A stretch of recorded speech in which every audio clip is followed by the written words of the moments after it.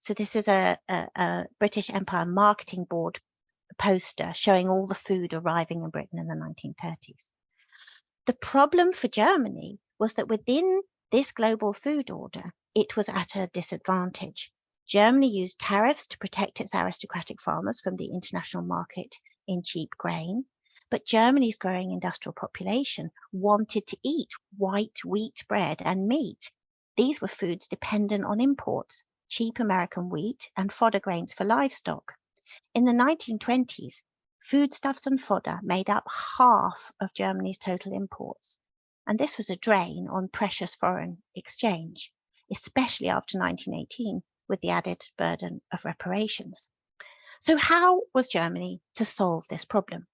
It could, like Britain, scale down the size of its agricultural sector, channel surplus workers into industry, and embrace international trade. But this was unacceptable to Hitler. He thought this was a recipe for race death. Surplus agricultural workers would emigrate, the birth rate among industrial workers would fall, and the US-British Jewish conspiracy would never allow Germany to become an equal trading partner. No, the solution was to refuse to accept the status quo, which had seen Britain and the US emerge triumphant out of the 19th century land grab. Germany would conquer its own empire in the East. So in his unpublished second book, which he wrote in 1928, Hitler held up America's Western expansion as an example for Germany to follow. Just as the Americans had driven out the Native Americans, the Germans would drive out the Slavs and replace them with industrious Aryan farmers cultivating endless fields of wheat. Lebensraum in the East would maintain the agricultural population, who would feed the industrial workers, who would make the goods and weapons that would make Germany strong enough to challenge British and American hegemony. As soon as the National Socialists came to power in 1933, they embarked on a campaign of nutritional freedom with the aim of making the country as independent of food imports as possible. Of course, this was because they wanted to free up foreign exchange so that rather than buying butter and bacon from Denmark, they could buy iron, ore, and so on from Sweden for rearmament. But also, if Germany was going to be fully autarkic in the future, it needed to wean its population off white bread, coffee, and oranges. In 1939, an embittered émigré commented, "In Germany today, hunger is a moral duty." So as soon as Germany attacked the Soviet Union, Heinrich Himmler commissioned a group of academics and bureaucrats to start planning Germany's Eastern Empire. The eventual Generalplan Ost, the General Plan East, called for the deportation of the Slav population. The scientists estimated that this would mean deporting to their eventual deaths 70 million people. On this blank slate of a landscape, the Germans would build their own European California, as they called it, of German farms and towns, like the one in this model. Now, it's true that the revival of the agricultural sector appealed to the anachronistic, backward-looking romanticism of fascism, which celebrated the rural community as the source of the nation's social health. But as Adam Tooze asserts in his Wages of Destruction, it's a mistake to see the National Socialists' obsession with Lebensraum and farmland as evidence of their atavism. The drive for Lebensraum was the National Socialist response to the global food economy of the first half of the 20th century. And they were not alone in their attempt to redress the balance of the global food economy of the This was also Italy and Japan's aim. So in fascist Italy, in 1925, Mussolini launched the Battle for Wheat with the aim of making Italy more self-sufficient, and he planned to build a new Roman Empire and re-establish Northern and Eastern Africa as Italy's breadbasket. The issue of food security was every bit as incendiary in Japan. Japan also felt disadvantaged by its position in the global food economy, And right-wing elements of the ruling elite saw Manchuria on the Chinese mainland as Japan's American West, a treasure trove of gold, coal, livestock, and soybeans. So in 1931, the Japanese annexed Manchuria and implemented a scheme to evict Chinese farmers and settle Japanese farmers on its what they called virgin plains. In 1941, when they attacked Southeast Asia, this was part of a plan to create their own Asian equivalent of the British Empire. They envisaged a Japan-dominated Greater East Asian co-prosperity sphere, as they called it, a bit long-winded, as a self-sufficient economic bloc independent from hostile Western powers. So in the first half of the 20th century, the drive to achieve food security by annexing land was a driver of conflict and an engine of war. Now, after 1945, after the end of the war, land was no longer seen as the key to food security. Mechanization, scientific advances in plant and animal breeding, chemical inputs, the green, what we call now the Green Revolution, all brought about an agricultural revolution, which meant farmers were able to double or even quadruple humanity's agricultural estate, not by expanding the area under crops, but by increasing yields. However, the issue of food sovereignty or self-sufficiency resurfaced after the 2007-8 financial crisis. In its wake, a host of countries from France to Senegal, India, the Philippines, China, Qatar, Kazakhstan, and Russia, most worryingly perhaps, all expressed a desire to improve their food self-sufficiency. Now, the problem of dependence has been further highlighted by the war in Ukraine. So we saw that with Germany's dependence on Russian gas, but there's also a problem of food dependence. So Libya, Lebanon, Sri Lanka, and Sudan, all very underdeveloped countries, are all reliant on Ukrainian grain. And food dependence is a wider global issue. As the global diet has become increasingly homogeneous, the world's population has become ever more dependent on imports of a handful of staple crops, so rice, maize, wheat, cultivated by a very few countries. So the green are the exporters, the yellowy orange are the importers. So 85% of the world's milled rice exports are sourced from just 5 countries. 5 countries supply 84% of the world's maize exports, and another 5 supply 63% of the world's wheat exports. In addition, the Food and Agriculture Organization has warned that climate change is likely to lead to a shift in the geographical areas suitable for crop production. So we can see 2 schools of thought, the 2 schools of thought that were dominant in the food security debate of the 1930s, they appear to be re-emerging. So firstly, of course, there's the nationalist response, which responds to the food crisis and food price rises by banning food exports and imposing protective tariffs on imports, and seeks to withdraw into as great a level of self-sufficiency as it's possible to achieve. And then, of course, there's secondly a liberal response that urges countries not to respond with bans on exports, as these distort the market and lead to inefficiencies. The Food and Agriculture Organization and World Trade Organization are both at great pains to point out that food security is best in countries, even very poor developing countries, with greatest openness to the market. When he was Director General of the World Trade Organization, Pascal Lamy even went so far as to argue that participation in the global food trade was an environmental obligation. So crops could then be grown in the areas best suited to their cultivation and traded with areas with less agricultural potential. Now, as I've outlined just now, the 1930s tells us that warning bells should ring when countries begin talking about food autarky or food self-sufficiency. But the experience of World War II is relevant to this debate in other ways. So at the outbreak of the war, every combatant nation was confronted with the challenge of how to feed large, hungry armies of very hungry soldiers, how to feed an increased number of hungry industrial workers. Both the soldiers and the workers were using up many more calories than they had in their previous lives, and ensure an adequate food supply for the remaining civilian population, as this was key to maintaining morale. Now, this meant that the demand for calorie-dense, nutrition-rich food suddenly increased, and farming had to rise to this challenge in the face of internal competition for resources. So agriculture competed with land and industry, with the military and industry for land, for labour, because obviously, and both manpower called up the army, but also animals were taken out to work for the army, and resources such as machinery or the material to make fertilizer.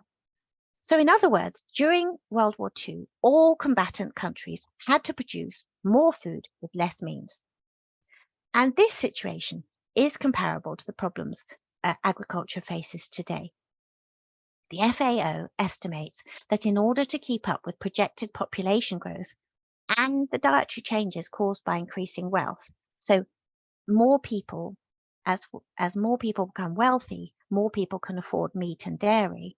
And as a result, by 2050, agricultural production will probably need to grow by at least 50%, possibly even 70%.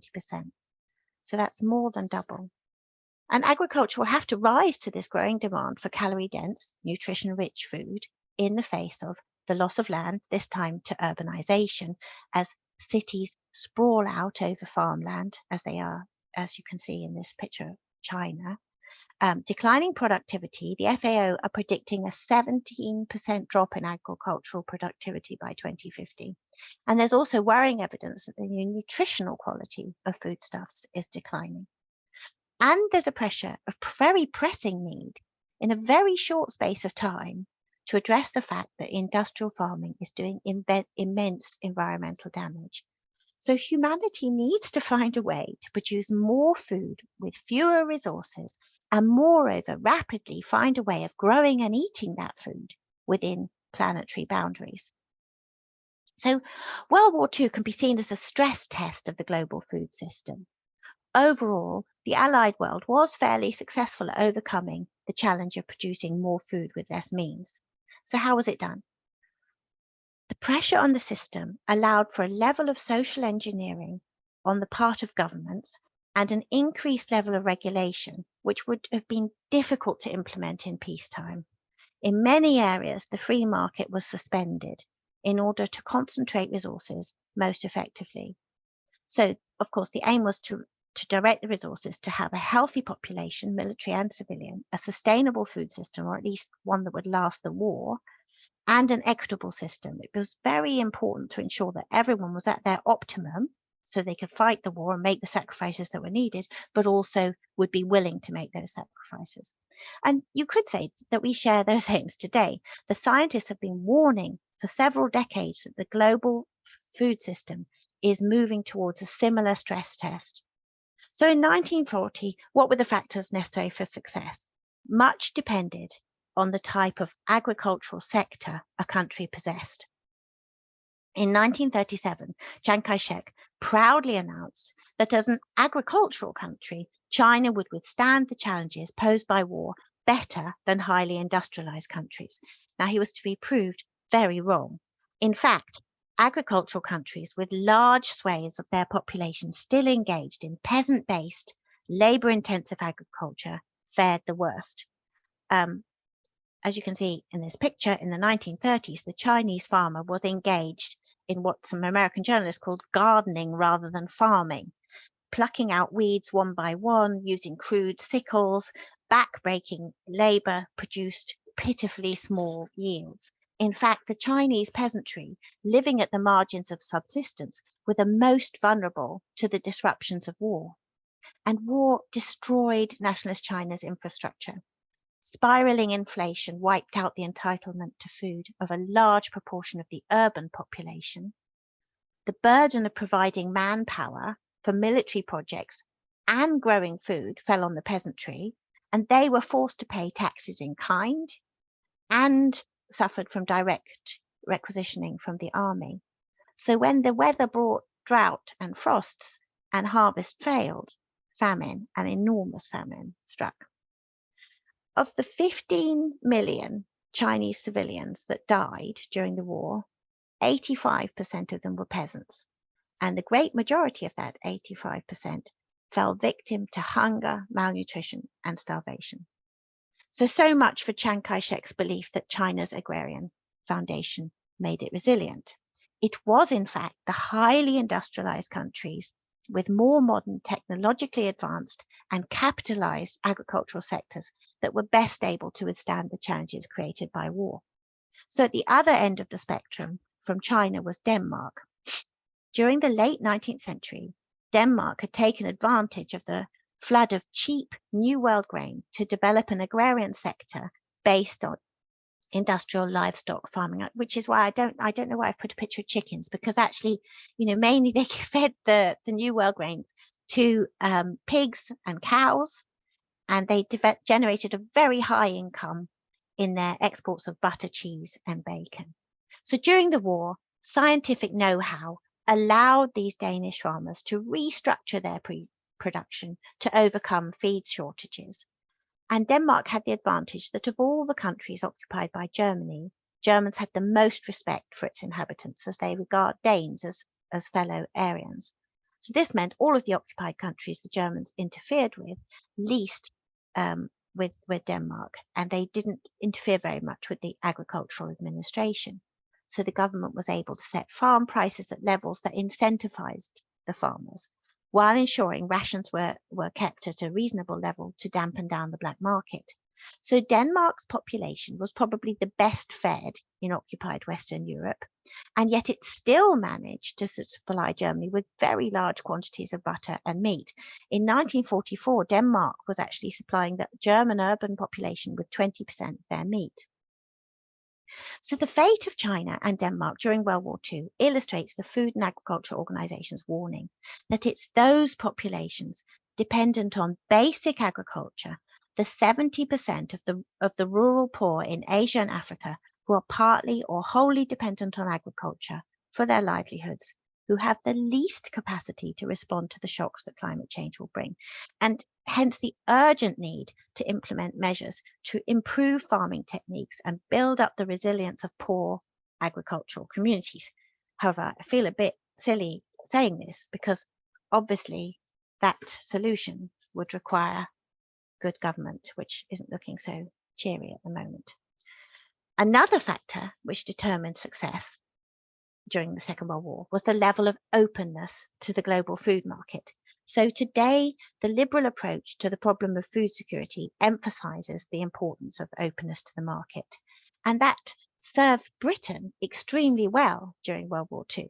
So in 1939, Britain was dependent on imports for 60% of its calories. The only food Britain was self-sufficient in was milk. This made Britain vulnerable to blockade. But what appeared to be Britain's Achilles heel turned out to be one of its strengths. If the German Naval Command had been able to fight the Battle of the Atlantic as they wished, this might not have been the case.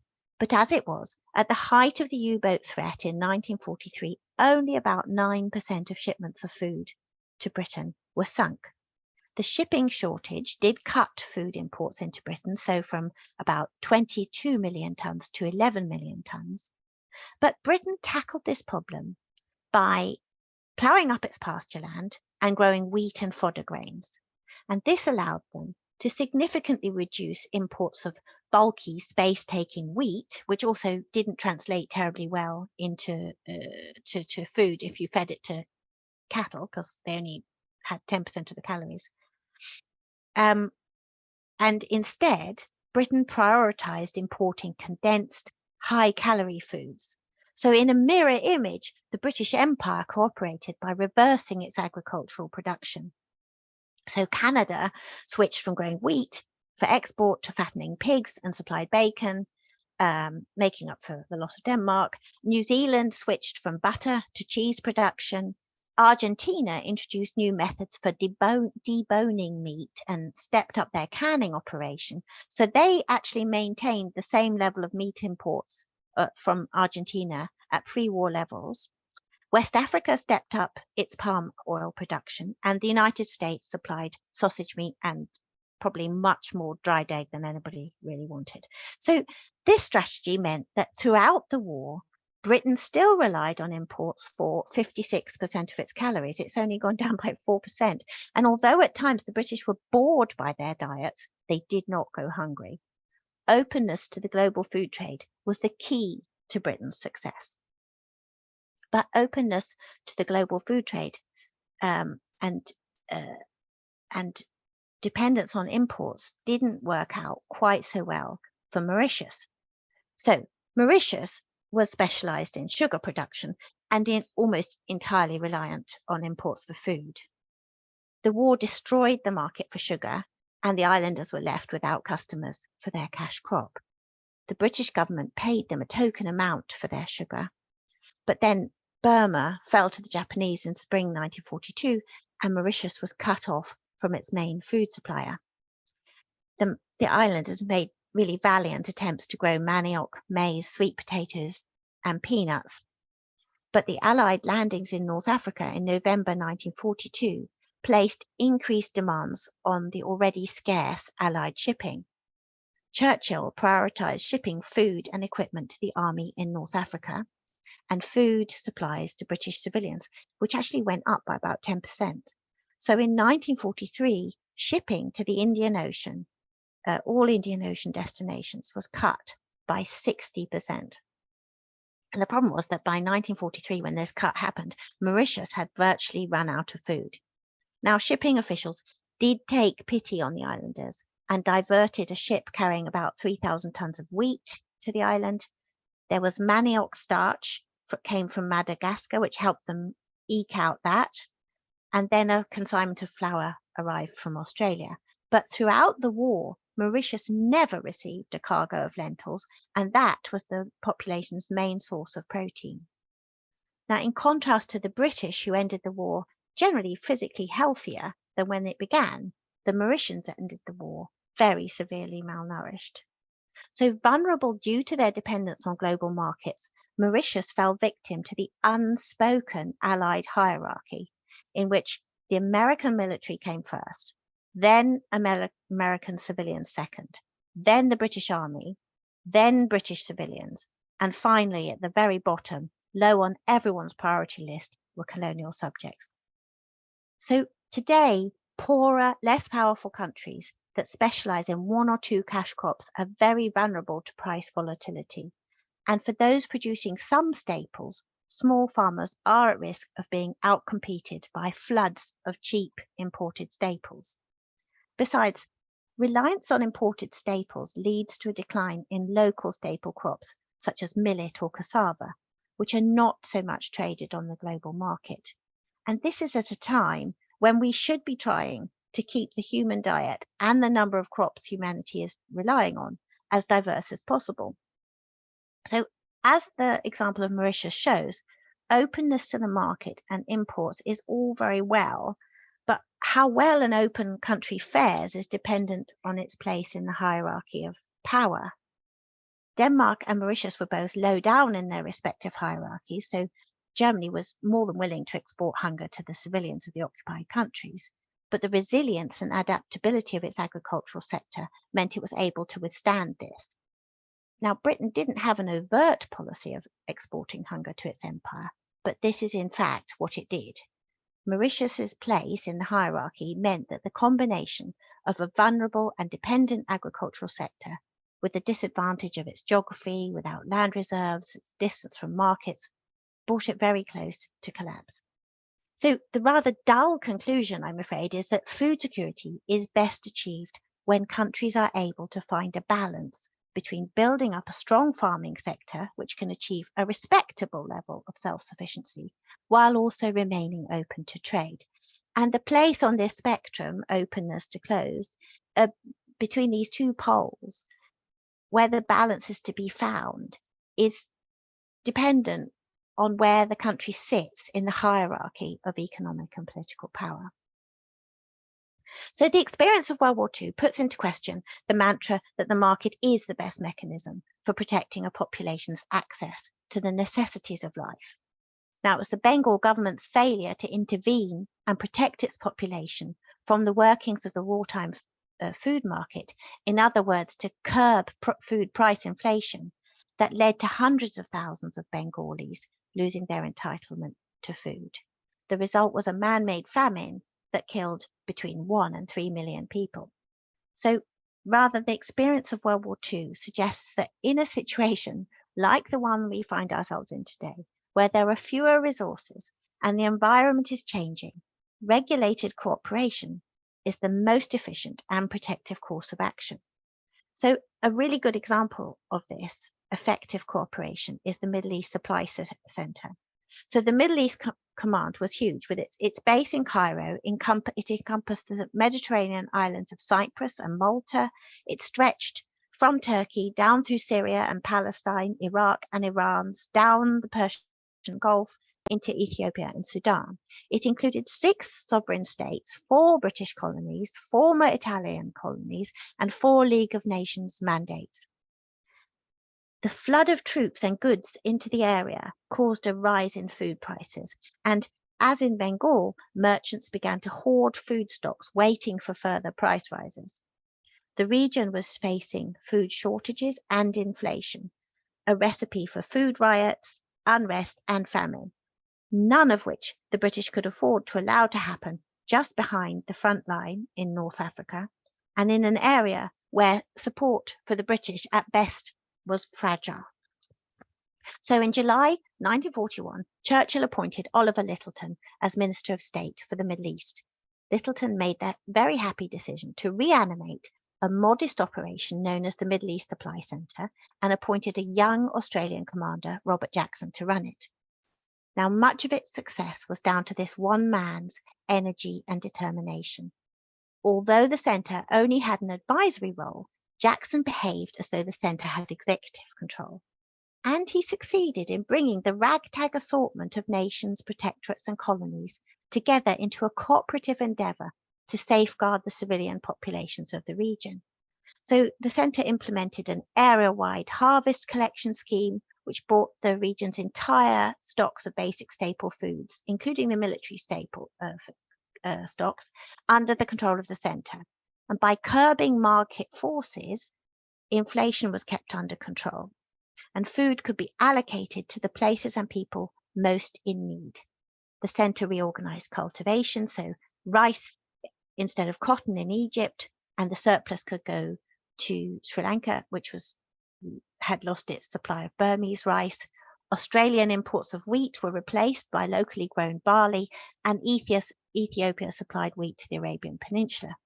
Now, experts were brought in from all over the place to implement agricultural innovations, and the centre implemented a very successful locust eradication program. So the Middle Eastern Centre, prevented hoarding of food stocks and held inflation in check. And although there were periods of hunger and starvation in Hadramaut and Somalia, overall, the entitlement to food of the poor of the region was protected.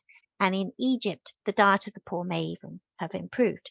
So despite hopes that after the war, the centre would be able to continue coordinating regional cooperation and continue improving the region's agriculture without the pressure of war, Western and local governments lost the political will to invest and cooperate. The experience of World War II illustrates the need for enormous pressure to push countries towards cooperation. And that cooperation often didn't work without regulation. So the American commitment to supply its allies with meat is a case in point here, one which is of relevance today, given the growing consensus that if the world's to eat within sustainable planetary boundaries, the wealthy industrial world needs to eat less meat. In the same way that increasing wealth in developing countries today has provided people with the means to eat well, so in the US, World War lifted the country out of depression and into a period of economic boom. The working classes in America suddenly increased their consumption of meat, dairy, and vegetables, which is a positive. But even America did not produce enough red meat to satisfy all the demands placed on it from its civilians, its very well-fed military, and its lend-lease commitments to British and Soviet and Chinese allies. In 1942, the government launched the Share the Meat campaign, to try and persuade Americans to cut their meat just by a mere £11 a year. But in January and February 1943, the Americans delivered only half of the 800,000 tons of frozen meat they'd pledged to Britain. Meat consumption in America was going up rather than down. In March, the US government reluctantly introduced meat rationing in order to enable them to meet their export targets. And a similar problem occurred just after the war ended in 1946. So disaster struck that year after the war had ended. The hungry post-war world with a devastated agricultural sector was affected by a terrible drought. And America was the only country unaffected by this drought, and the rest of the world looked to the US to alleviate its misery. Now, throughout 1945, President Truman had made various statements that Americans must and were willing to share their food to avert misery in newly liberated Europe. And a public opinion survey in America found that 70% of Americans were prepared to put up with food cuts to send food to Europe. And their sincerity was attested by the millions of care packages the Americans sent to Europe. But throughout 1945, the Agricultural Administration had been running down food stocks and feeding surplus wheat to chickens and pigs to meet the ever-growing domestic demand for meat. The day after Japanese surrender, food rationing was lifted, and the average American food consumption went up from about just under 3,000 to 3,300 calories a day. The amount of food to spare to send to liberated Europe fell. So a few restrictions were put in place. So they raised the extraction rate of flour, limited the use of wheat to make alcohol, but the government would not reintroduce meat rationing. They were afraid that such a move would make them unpopular. And instead, again, appeals were once again made to the public to restrict their consumption. Now, Truman made a heart-rending radio address in which he promised, "The warm heart of America will respond to the greatest threat of mass starvation in the history of mankind." But these appeals made absolutely no discernible impact on meat consumption, and 2/3 of surplus wheat stocks were fed to American livestock. Only 1/3 of the surplus wheat was sent to Europe, where many people were surviving. Remember, the Americans had gone up from 3 to 3,300 calories a day. Many people in Europe were surviving on 600 to 800 calories a day. So the British government recognized that rationing, unlike the Americans, was the most efficient way to spread shortages equitably across the population. The British food system was designed to avoid deepening social rifts within Britain. Everyone from miners and steel workers to office workers and housewives received the same ration allocation. Even military officers who were desk-bound would receive the same ration as civilians. And the system was perceived to be fair and was an important factor in maintaining British civilian morale. The most striking thing was that before the war, nutritionists had argued that all it would take to improve the health of the lower classes would be for governments to implement policies which gave poorer people better access to food.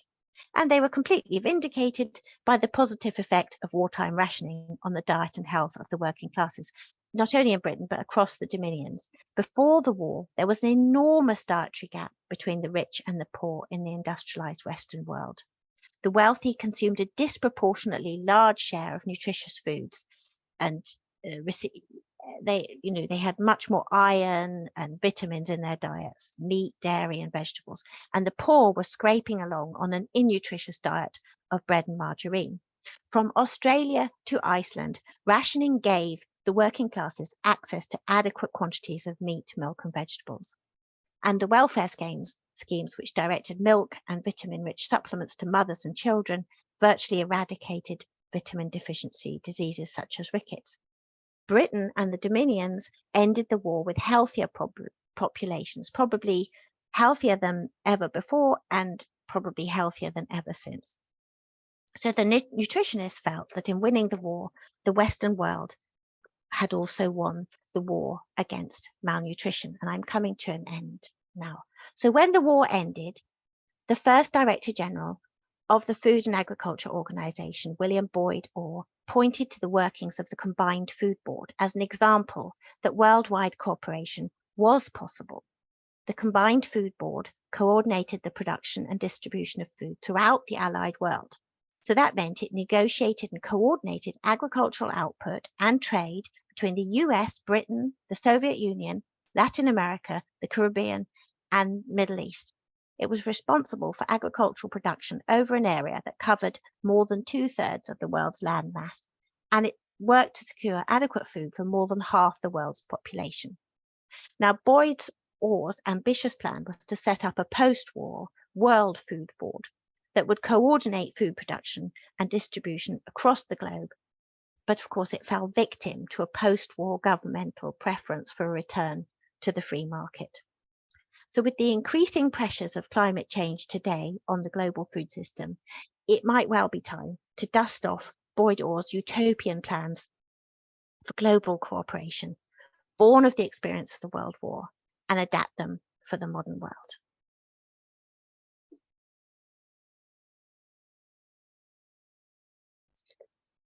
That's it.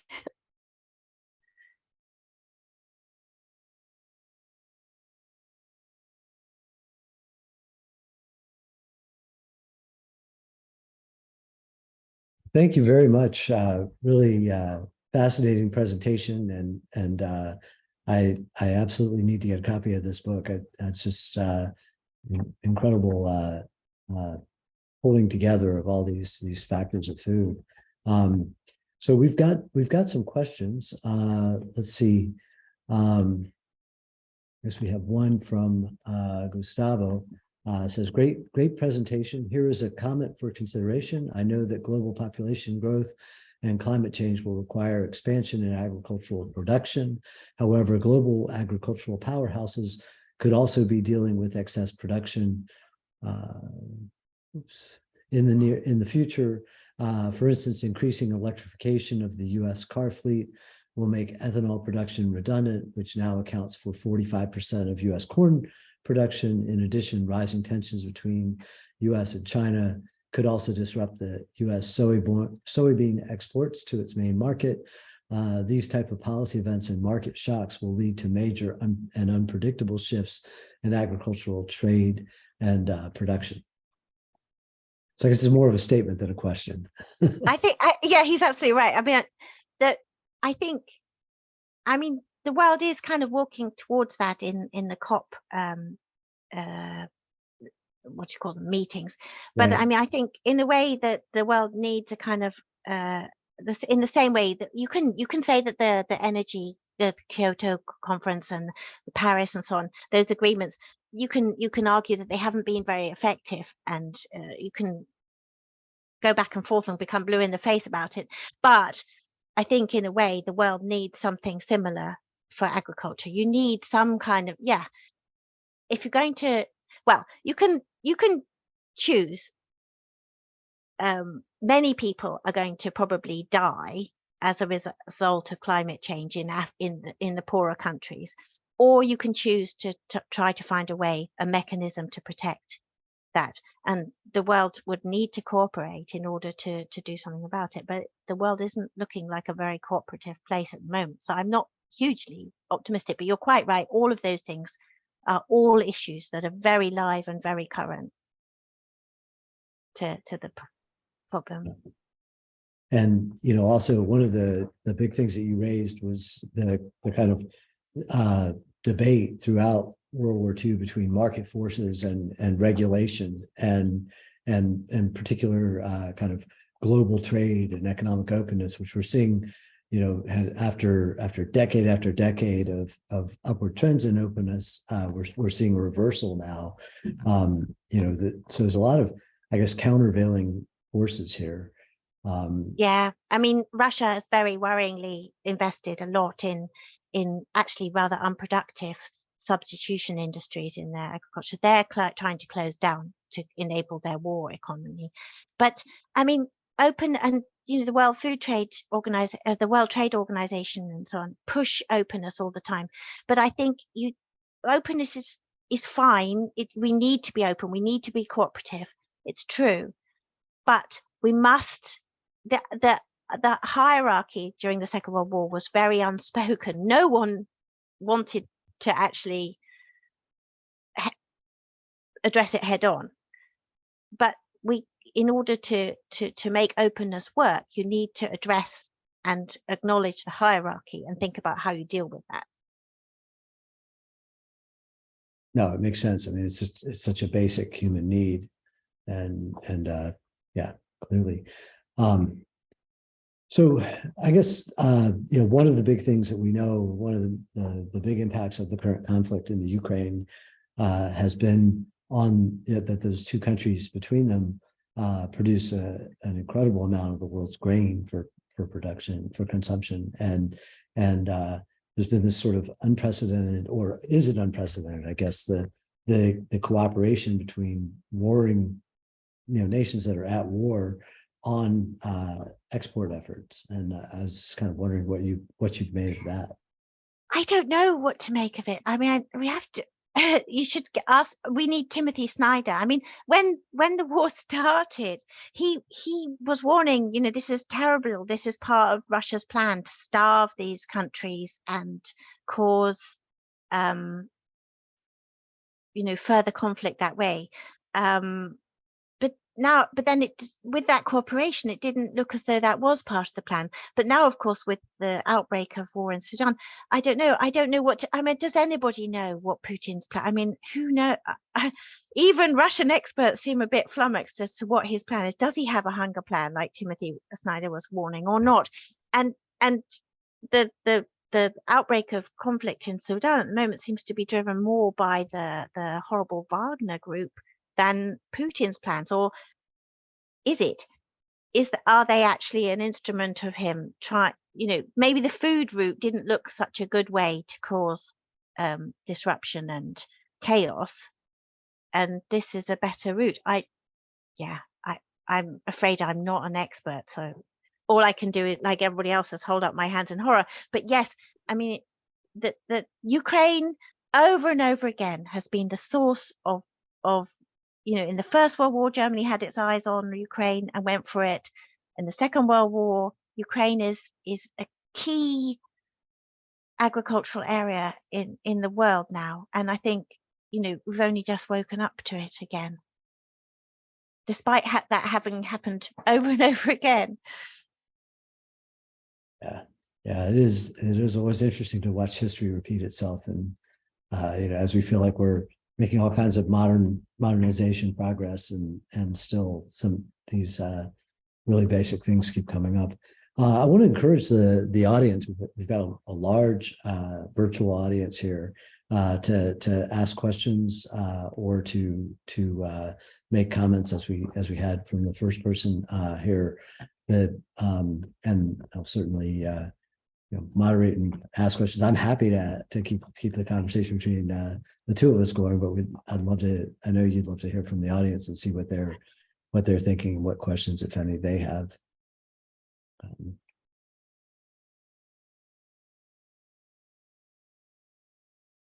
And another thing that, of course, we always know that war is a major driver of is technological improvements, and you talked about that in that agricultural sector. And we're certainly seeing, in the energy markets that there's massive investment in things that we've probably accelerated 10, 15 years on clean energy production because it was expedient and not for the reasons that we would have normally expected. Do you see any developments in agriculture right now that are coming out of this? Well, when I wrote the book, I have to say I looked into that a bit, and I was very disappointed to discover, a lot of scientists appeared to be saying, look, there's nothing more we can do. This is it. We've reached our limits and blah, blah. But and also governments have really neglected research and development into agriculture over the past few. I mean, it's really staggering that people keep on forgetting how important food is. It's given such a basic human need. But I think people really are waking up to it now, and there is quite a lot of new research. I mean, it's all it's not at the implementation stage yet, but it could. I mean, just as COVID demonstrated that we can do things very quickly if we want to, and if you pump enough money in. And scientists are now saying they're thinking that they can find wheat that's much more resistant to heat and drought and so on. So I am quite hopeful, actually. And I know that in South Sudan, the World Food Programme and the Food and Agriculture Organization have been doing a lot of micro fertilizing and so on. There's all this urban farming going on.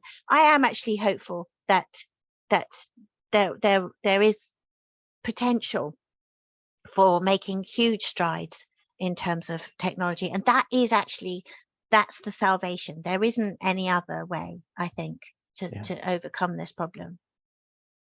Yeah, I mean, it seems like an area where we've constantly defied the expectations of when the world was going to starve to death, because mainly from technological innovations. So that certainly is a hopeful thing. So we have a question from Gustavo here. Do you see China's increasing effort to improve its food security parallel to the behavior to the superpowers back to World War II? I'm he's taking the liberty of sharing an article that he wrote on this issue. Oh, well, he's probably better qualified to answer that question in many ways than I am. But I mean, my research is in the Second World War. I feel slightly uncomfortable when I start to say, oh, so this is how it is now. But it seems to me that China has done made an enormous effort. Both China and Russia have been building up equivalent forms of empire not just in terms of it's not the British Empire is often taken as like it's only the bits of the map that were colored red, but they had enormous influence in Argentina. Say, they were the powerhouse for investment and so on, and that's what China and Russia not so much, but China has been doing. So yes, I think that they are very conscious. China's very, very clever about this. They're very, in a way, if you have that kind of dictatorship, you have the power to have long-term thinking in a way that sadly you're not seeing in the democratic countries so much. And so they have the power to foresee what's going to happen, and make arrangements. So yes, I would compare it to that and it's much more directed than Britain was sort of a haphazard mess, really. But China has been very directed about it, and I will be glad to look at the article. Okay. We have another question from Patrick Malone. How are we to study and make strides in agricultural research without increasing carbon emissions and getting stuck into a cycle that focuses on just growing economies? Could we apply post-growth economics to create a sustainable path towards research that doesn't result in the world powers hoarding resources? You come back to the need for cooperation. Look, I think most scientists who are doing, many scientists who are working on this, they're looking for a way to innovate in agriculture, which reduces carbon emissions. Then I think most people working in this field are very aware that you can't just. It's got to be a different kind of solution that people are coming up with now. But the way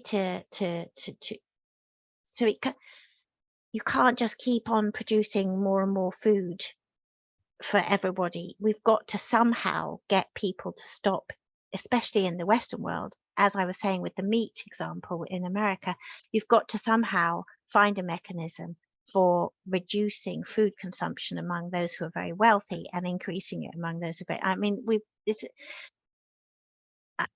only way I can see it is through regulation, but I'm afraid, I can see the needs and the possible solutions, but I don't know how politically you make this happen, because I'm not a political scientist. I mean, so I'm slightly in despair, because obviously you need good government to make these agricultural resilience in Africa and Central Asia.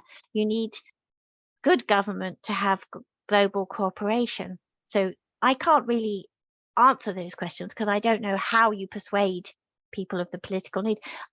I guess the point is, during the Second World War, there was an enormous pressure. People really didn't, you didn't have any choice. You had to find a way. And somehow the world has to wake up to the fact that the pressure is on, that we need to find a way. So I guess you'll have to have more disasters, more people dying, and it'll have to be the right kind of people who are affected, those with power, to make people wake up and think, now we have to really push this through. Okay, we have a question from Pranav Jain. Thank you for the presentation. In regards to maintaining food security, do you think that societies may change the types of foods they eat? For example, including less meat in their diet, as raising livestock for meat is a very resource-intensive process. Look, I can only hope so. I mean, I'm not totally anti-meat. You need animals, it seems to me, if you look at a lot of research, to turn stuff that grass can't really be turned into anything edible. There's kind of rice straw. Animals can eat that and turn that into something that we can eat. So I think there's a place for animals and livestock in the food system. I'm not completely anti-meat, but we all need to reduce meat, because meat is a terribly inefficient form of food. So you only produce enough meat out when it would be efficient. You don't produce all this grain and then feed it to animals. Obviously, we all know we've got to stop industrial farming of meat, not only for any other reason, it's also terribly inhumane, I was going to say, but to the animals. So yes, I do think people will have to change and will change how much they eat. What I'm afraid of is that it'll be the wealthy who will eat meat and not the poor. And we'll go back to a society where the wealthy have the lion's share of the protein and so on, and the poor are scraping along on margarine and bread, so to speak. So I don't, unless you introduce some form of rationing, I don't see how you persuade people to eat less. So I think we will. I think we'll either it won't be there, so we won't have any other choice, or we'll find some way of sharing it equitably. Okay, we have a question from Jake Fields. Do you think an acute crisis will be necessary to make the next step in our food production due to the general reluctance historically to make systematic change otherwise? Yeah, sadly I do. I think you need one hell of a lot more pressure on people, on governments, possibly also people, to have enough public opinion to make governments feel that they have to do this, that also if they do it, they won't become unpopular. America didn't want to introduce meat rationing. They didn't like the idea that people would be told what to eat, so they didn't want to introduce it in 1942. They didn't want to introduce it after the war because they thought it might make their particular government unpopular and they might lose the next election. That kind of thinking isn't going to get us anywhere. So yes, sadly, I think you have to have an enormous pressure. And if you have a pressure like the Second World War, you can get people to behave properly. And I just don't know how else you persuade them. And like I say, it won't work if the people who are most affected at the moment are the poor and most vulnerable and the most vulnerable developing countries. That isn't waking us up to it. It isn't waking Americans and Europeans up to it enough. So yeah, they're going to have to suffer in order to push people to do something, I think, sadly. Well, quite a pessimistic. Sorry to be so glass half empty. No, but it's all been just absolutely fascinating, and thank you very much for just a great presentation and really engaging Q&A, and so one of the downsides of these virtual events is you don't get the audience clapping for you, but I know we're all clapping and very appreciative of your wonderful talk. So thank you very much. Thank you. Thank you very much. Bye. Bye.